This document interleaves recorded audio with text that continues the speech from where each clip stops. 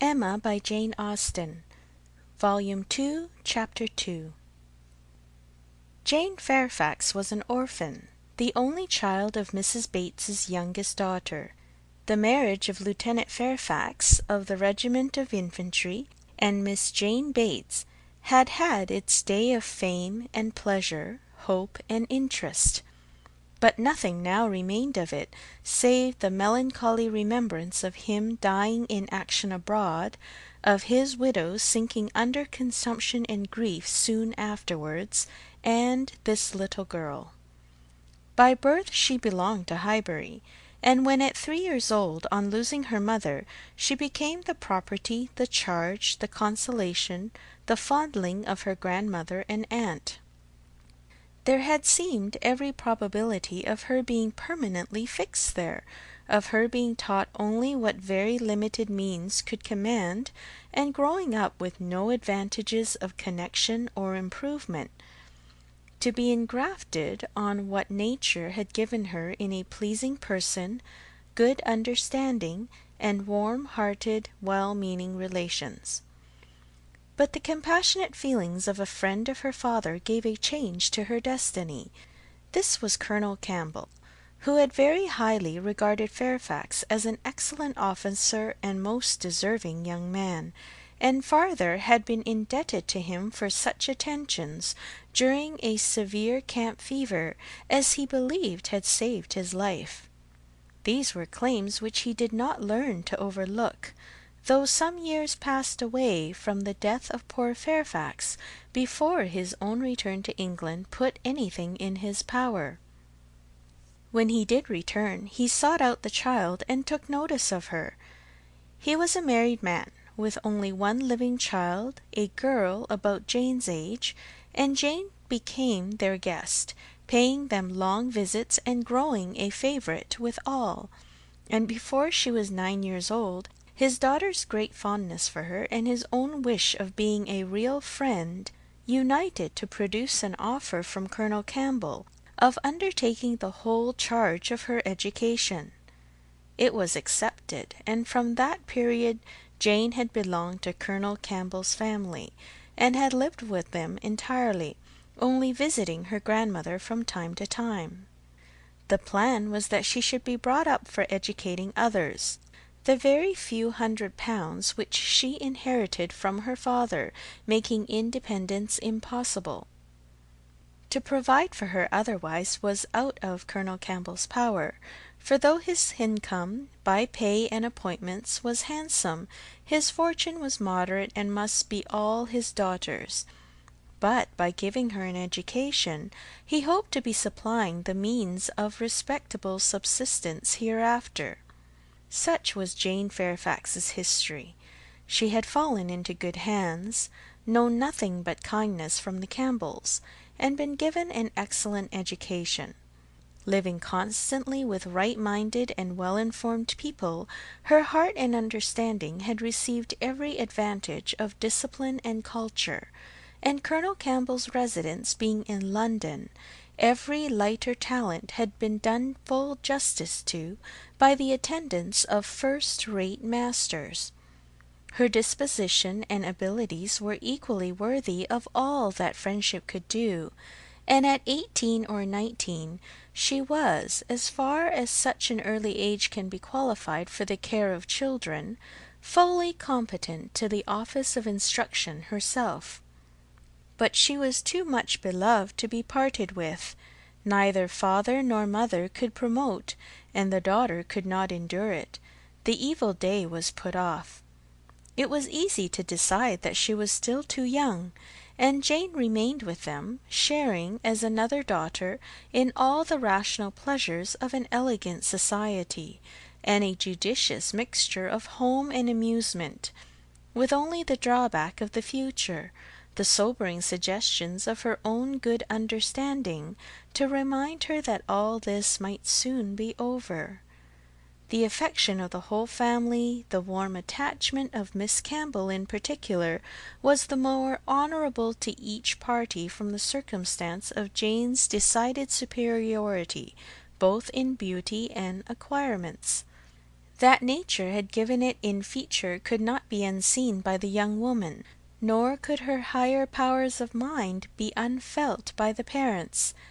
They continued together with unabated regard, however, till the marriage of Miss Campbell, who by that chance, that luck which so often defies anticipation in matrimonial affairs, giving attraction to what is moderate rather than to what is superior, engaged the affections of Mr. Dickson, a young man, rich and agreeable, almost as soon as they were acquainted, and was eligibly and happily settled, while Jane Fairfax had yet her bread to earn. This event had very lately taken place, too lately for anything to be yet attempted by her less fortunate friend towards entering on her path of duty, though she had now reached the age which her own judgment had fixed on for beginning. She had long resolved that 21 should be the period. With the fortitude of a devoted, she had resolved at 21 to complete the sacrifice, and retire from all the pleasures of life, of rational intercourse, equal society, peace and hope, to penance and mortification for ever. The good sense of Colonel and Mrs. Campbell could not oppose such a resolution, though their feelings did. As long as they lived, no exertions would be necessary. Their home might be hers for ever, and for their own comfort they would have retained her wholly. But this would be selfishness. What must be at last had better be soon.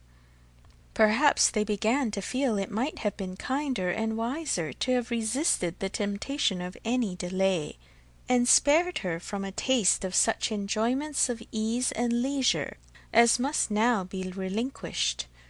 Still, however, affection was glad to catch at any reasonable excuse for not hurrying on the wretched moment.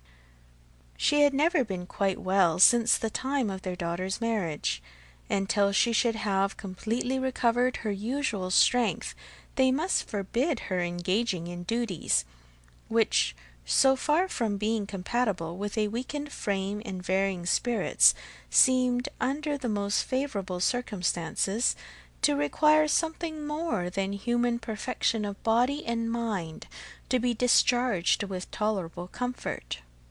With regard to her not accompanying them to Ireland, her account to her aunt contained nothing but truth, though there might be some truths not told. It was her own choice to give the time of their absence to Highbury, to spend perhaps her last months of perfect liberty with those kind relations to whom she was so very dear. And the Campbells, whatever might be their motive or motives, whether single or double or treble, gave the arrangement their ready sanction, and said that they depended more on a few months spent in her native air for the recovery of her health than on anything else. Certain it was that she was to come, and that Highbury, instead of welcoming that perfect novelty which had been so long promised it, Mr. Frank Churchill, must put up for the present with Jane Fairfax, who could bring only the freshness of a 2 years' absence.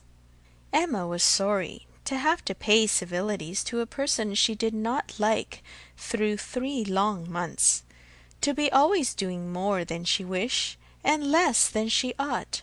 Why she did not like Jane Fairfax might be a difficult question to answer. Mr. Knightley had once told her it was because she saw in her the really accomplished young woman which she wanted to be thought herself, and though the accusation had been eagerly refuted at the time, there were moments of self-examination in which her conscience could not quite acquit her. But she could never get acquainted with her. She did not know how it was, but there was such coldness and reserve, such apparent indifference whether she pleased or not, and then her aunt was such an eternal talker, and she was made such a fuss with by everybody, and it had always been imagined that they were to be so intimate, because their ages were the same. Everybody had supposed they must be so fond of each other. These were her reasons, she had no better. It was a dislike so little just, every imputed fault was so magnified by fancy, that she never saw Jane Fairfax the first time after any considerable absence, without feeling that she had injured her. And now, when the due visit was paid, on her arrival after a 2 years' interval, she was particularly struck with the very appearance and manners, which for those 2 whole years she had been depreciating. Jane Fairfax was very elegant, remarkably elegant, and she had herself the highest value for elegance. Her height was pretty, just such as almost everybody would think tall, and nobody could think very tall. Her figure particularly graceful, her size a most becoming medium between thin and fat, though a slight appearance of ill health seemed to point out the likeliest evil of the two. Emma could not but feel all this, and then her face, her features, there was more beauty in them altogether than she had remembered. It was not regular, but it was very pleasing beauty. Her eyes, a deep grey with dark eyelashes and eyebrows, had never been denied their praise, but the skin, which she had been used to cavil at as wanting colour, had a clearness and delicacy which really needed no fuller bloom. It was a style of beauty, of which elegance was the reigning character, and as such she must in honour by all her principles admire it. Elegance, which, whether of person or of mind, she saw so little in Highbury. There, not to be vulgar, was distinction and merit. In short, she sat during the first visit looking at Jane Fairfax with twofold complacency, the sense of pleasure and the sense of rendering justice, and was determining that she would dislike her no longer, when she took in her history, indeed her situation, as well as her beauty. When she considered what all this elegance was destined to, what she was going to sink from, how she was going to live, it seemed impossible to feel anything but compassion and respect, especially if to every well-known particular entitling her to interest were added the highly probable circumstance of an attachment to Mr. Dickson, which she had so naturally started to herself. In that case, nothing could be more pitiable or more honourable than the sacrifices she had resolved on. Emma was very willing now to acquit her of having seduced Mr. Dickson's actions from his wife, or of anything mischievous which her imagination had suggested at first. If it were love, it might be simple, single, successless love on her side alone. She might have been unconsciously sucking in the sad poison, while a sharer of his conversation with her friend, and from the best, the purest of motives, which might be denying herself this visit to Ireland, and resolving to divide herself effectually from him and his connections by soon beginning her career of laborious duty. Upon the whole, Emma left her with such softened, charitable feelings as made her look around in walking home, and lamented that Highbury afforded no young man worthy of giving her independence, nobody that she could wish to scheme about for her. These were charming feelings, but not lasting. Before she had committed herself by any public profession of eternal friendship for Jane Fairfax, or done more towards a recantation of past prejudices and errors than saying to Mr. Knightley, "She certainly is handsome. She is better than handsome." Jane had spent an evening at Hartfield with her grandmother and aunt, and everything was relapsing much into its usual state. Former provocations reappeared. The aunt was as tiresome as ever, more tiresome because anxiety for her health was now added to admirations of her powers, and they had to listen to the description of exactly how little bread and butter she ate for breakfast, and how small a slice of mutton for dinner, as well as to see exhibitions of new caps and new work-bags for her mother and herself. And Jane's offences rose again. They had music. Emma was obliged to play, and the thanks and praise which necessarily followed appeared to her an affectation of candour, an air of greatness, meaning only to show off in higher style her own very superior performance. She was, besides, which was the worst of all, so cold, so cautious. There was no getting at her real opinion. Wrapped up in a cloak of politeness, she seemed determined to hazard nothing. She was suspiciously reserved.